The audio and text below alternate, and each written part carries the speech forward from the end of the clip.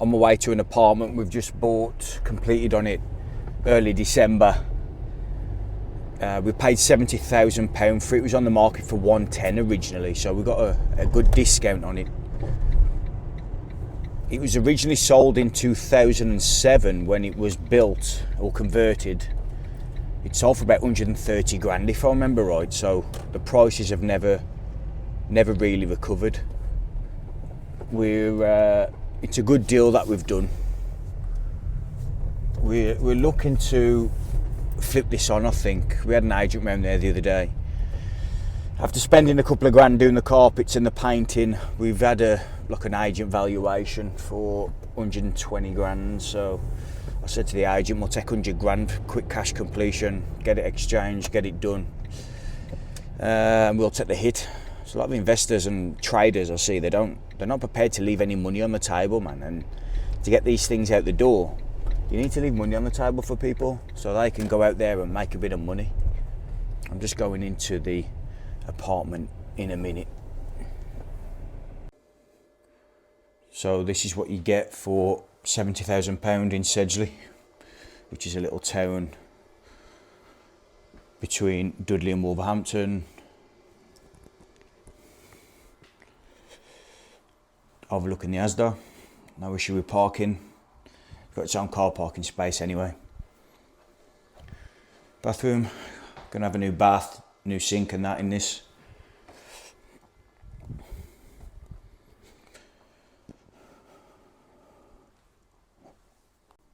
Spent a couple of grand on it. Nothing major. New carpets.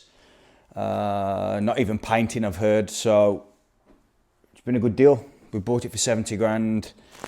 And we're going to be selling it probably for about 105, 100 to 105 with a cash offer. So good deal all round. Nothing special, nothing spectacular. Anybody can do it. Anybody could have done this deal. We raised the money through an investor, so they put 100% of the money in.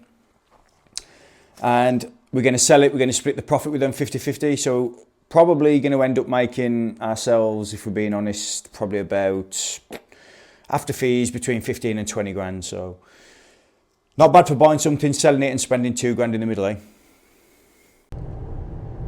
As you can see from that apartment there, 70 grand ain't out of everybody's reach. That's a fairly low price, a price point. You might be able to get it even cheaper up north, but in the West Midlands here, that's still cheap for an apartment. But you know, if you can get the money together to buy it, you can turn yourself a quick 30, 40 grand. I mean, and I know it sounds like a lot of money to some people, but anybody can do that.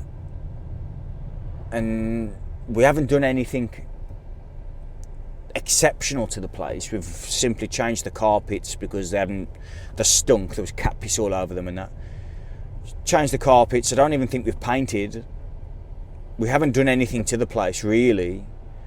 We're going to turn 40 grand there or thereabouts. Obviously we've got to split that with investors, the guy who put the money in, but anybody can do it. And it's the way you see the world, like full of opportunity or full of problems. It's more of a philosophical outlook. You speak to the average person, everything's a problem. They've got a problem for every single solution. Whereas if you just know that the opportunities are everywhere, I'll speak to people, I could put a deal together, a business deal or a property deal or something. I could do it over a meeting, over a cup of coffee.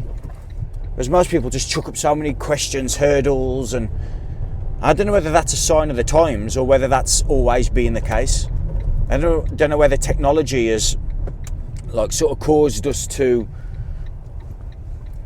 not be as efficient as we used to be. Because we used to be able to put deals together, I'm sure, before phones and emails and everything. We waste them. We waste. I mean, count yourself, emails. How many emails do you send where nothing actually gets said or nothing gets done from that email? Whereas before, you probably sent a letter. You sent a letter, and in that letter, you'd have to actually put everything in order for the deal to get done as quickly as possible. Because you don't want to keep sending and waiting 3 or 4 weeks for each letter to arrive. It would take the piss. So Anybody can do these things. Anybody, if they stop wasting time on stupid stuff, anybody can put deals together like this. Nothing special in it. There's nothing that requires like loads of intelligence. You don't need to go on 3 or 4 different property investment courses that I see people selling. You don't need that. All you need is a bit of courage and a bit of grit and determination.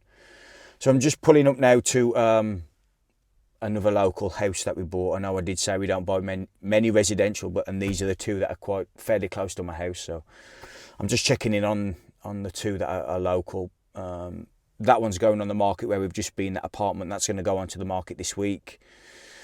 And this one, we are doing a bit more of a refurb, probably about 10 grand refurbishment on it. And then we're either going to flip it onto the open market or we're going to put it through a rent to buy program. I'll talk about that later.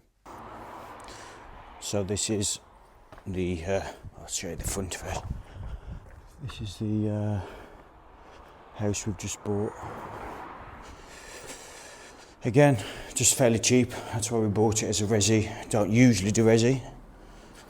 But we know the area like the back of our hands, so if we get a deal, we'll buy it.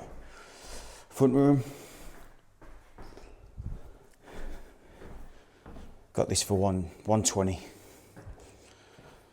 Kitchen. Excuse the mess. Guys have been in today, checking everything out. Bathroom. We're having new units in. Needs painting, needs decorating, that sort of stuff. As you can probably tell, I don't really have any skills in the build trade or anything. I use my network, use my relationships to do all that stuff, and my business partner handles a lot of the project management work.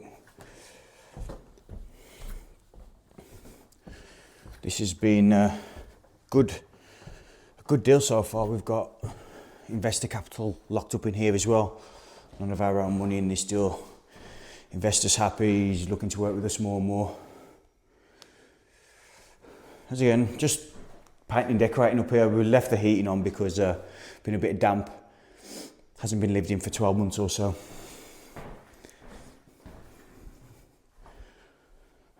Had it plastered, a couple of main walls. This wall was pretty damp, so we've had to, one of the reasons we put the heating on, we didn't know whether it was a severe problem or not, but it wasn't in the end. And this is the lad's pad. So it's 3 stories. We've got a few skylights, they'll be changing those.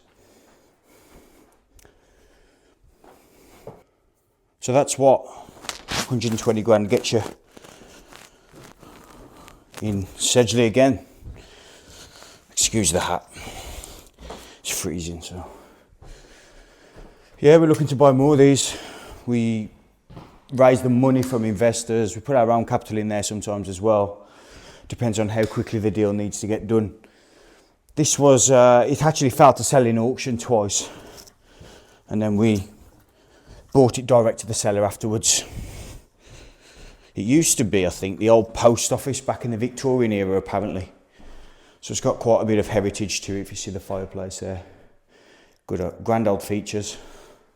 It's also got a big, massive cellar as well. Turning the lights off, just checking out everything really. Making sure everything is as it should be. The boys are coming to clear all that up tomorrow. We had a bit of drainage problem, that's all new. So yeah, see you in the car. A correction actually, it was 127 grand we paid for that, I just remembered. 127, we should be spending around 9 grand on it, with a GDV, meaning gross development value, of about 175, 180,000.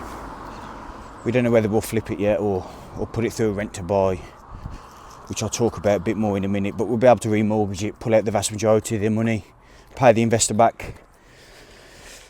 Obviously, if that's everything going to plan, there's always issues, there's always problems. Just keep everybody in the loop, man, you know. Too much bullshit in this game, just tell them the truth. If you're working with an investor, I've had it a couple of times and the deal hasn't gone as smoothly as it could have done.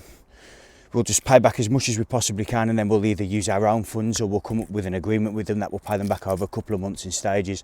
You just figure it out, you know.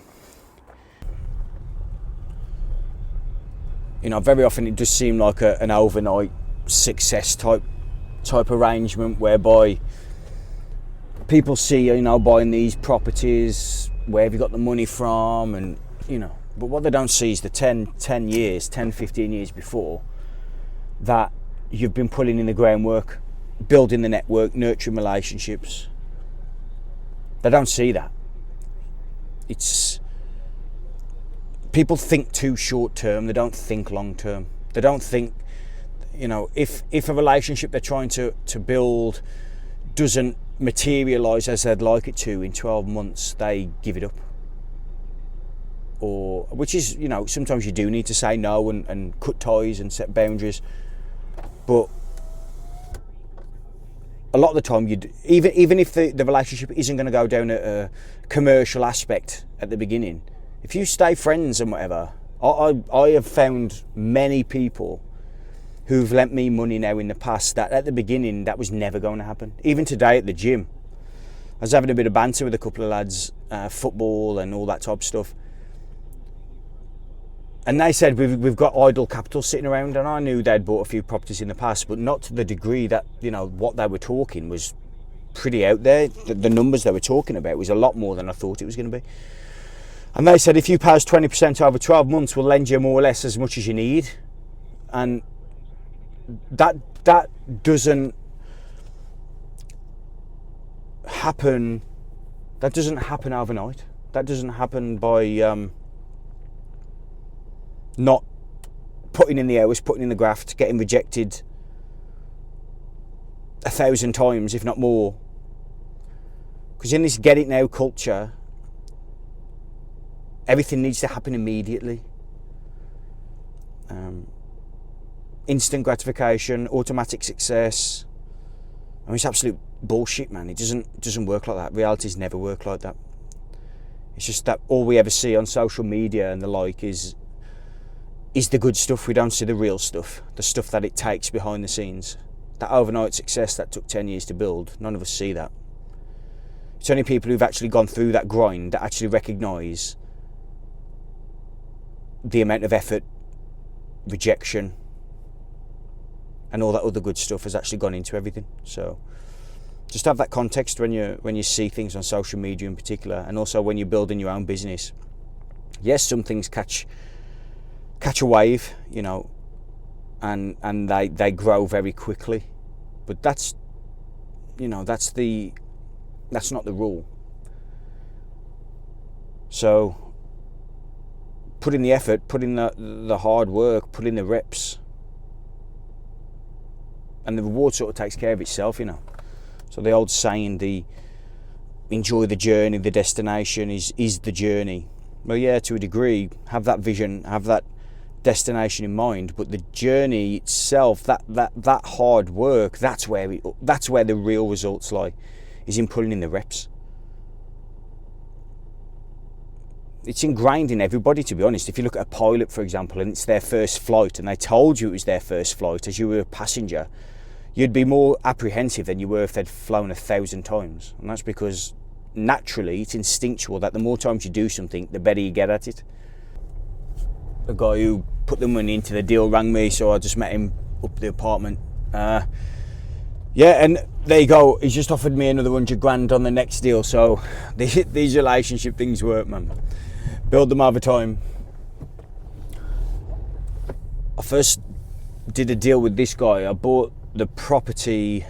He was selling one in Dudley Town Centre. It was a commercial building, and the guy who was buying it was taking the piss, right? So I turned around to him. I said, I'll buy it off you in 48 hours. I'll exchange in 48 hours and give me a couple of months to complete. We did that, and ever since then, it's sort of just trusted us, Keeps lending us money. He's got a good rent roll, and he just continues to lend us money. He's a great guy. Can't speak of him highly enough, and I'm fairly sure he won't see this, so I'm not just saying it. But all of this, in my opinion, is like business in general, entrepreneurship. It all stems from how you see the world. It stems from creativity. a sense of what can I achieve, what can I build, how can I be of value and service to people and the world. It's not about leeching. It's not about sucking from life. It's about actively, purposefully giving to it. And aligning with that, generally speaking, is a sense of positivity. And that's not positive thinking and all that crap. It's like an instinctual, habitual behaviour. You wake up and you want to go after the world, or you want to go after the vision. It's like, oh, I've got that to do today and that to do today. If I know I'm going to have a busy day, and when I say busy, I don't mean it in terms of running around doing nothing, just being busy. I mean knowing that I'm going to meet a lot of excitable, vision-hungry, entrepreneurial type thinkers, creative thinkers, philosophical thinkers. And when I know that my diary's full, I mean, that to me is just... that's what life's about for me. And property itself is like, you've just seen a couple of the properties that I've talked about there. I don't care about property, really. I like converting the old big grade 2 listed heritage type buildings. I like converting all those. But like a flat, a house that I've showed you there, just as I've been driving around, I don't care about those. The numbers are nice, it keeps me out of McDonald's, but other than that, I don't care. It's just a widget. And in the future, I'll probably diversify into other businesses and create other products and do other services and whatever. But right now, I'm happy with what I'm doing and what we're doing and what we're building. I've got a vision to hit £1 billion worth of assets. And I'm just a working class chap. Mum worked for the council. Dad's a factory manager. It's like, well, if he can do it, just a working class chap, nothing overly wrong, the rags to riches. That's not the story that I'm owning here. There's no rags story. There's no riches. There was no riches growing up. Wasn't spoiled to anything. Just put the effort in. Literally anybody can achieve these things. The two properties I've showed you there, there's going to be about 35 grand's worth of equity in the one and 45 grand's worth of equity in the other, and I've put zero money in. Now that's not there to show off or anything, that's just there to prove that anything can be done. Build the relationships over time, keep going. When the rejections come, recognise them as learning experiences and not something to hold you back, but actually actively go towards and become self-aware of why, learn how and why to interact, and how to think creatively, how to put deals together creatively without going out of business before you get into it.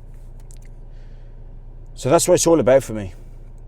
Do me a favour, I'm going to wrap up now. Will you subscribe? Appreciate it.